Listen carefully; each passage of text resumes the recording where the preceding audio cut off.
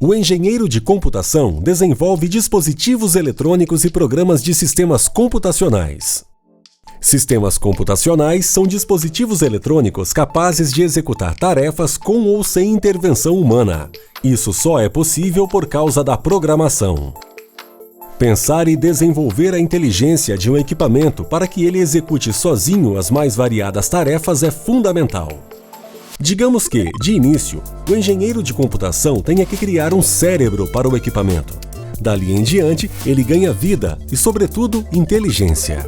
Um videogame, por exemplo, é um tipo específico de computador, pois é um equipamento que responde a uma determinada programação. Ele é composto por 5 partes, que podem ser desenvolvidas pelo engenheiro. Os periféricos de entrada são a interface com o jogador.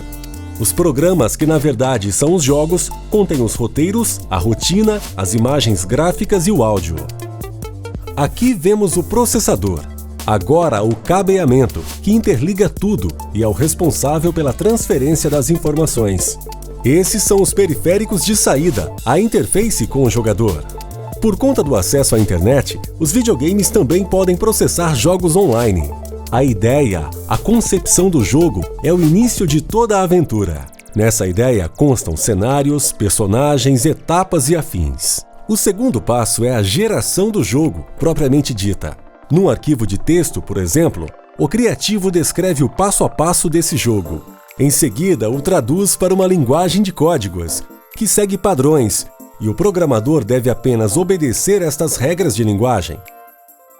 Aqui vemos a estrutura de comandos para cada fase do jogo.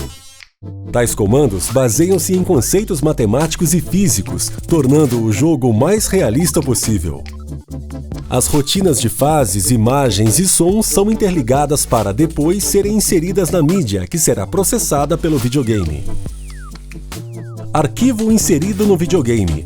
Começa o jogo. Circuitos eletrônicos, em seu interior, executam tudo, da rotina ao áudio e outros detalhes. Além disso, é o responsável por interpretar a linguagem codificada do jogo, respondendo aos periféricos de saída, que são caixa de som, fone e tela. Portanto, o Inatel forma o engenheiro de computação para que tenha capacidade de usar e criar tecnologias para sistemas computacionais, a fim de interligar o homem, a máquina e as rotinas de comando que controlam todo o conjunto, sendo que o engenheiro projeta as rotinas de tarefas nas linguagens codificadas, programas e também os dispositivos eletrônicos. Celulares, computadores pessoais e videogames são ótimos exemplos de dispositivos eletrônicos capazes de processar programas. E os programas são os aplicativos de celular, sites, redes sociais e jogos, além de muitos outros.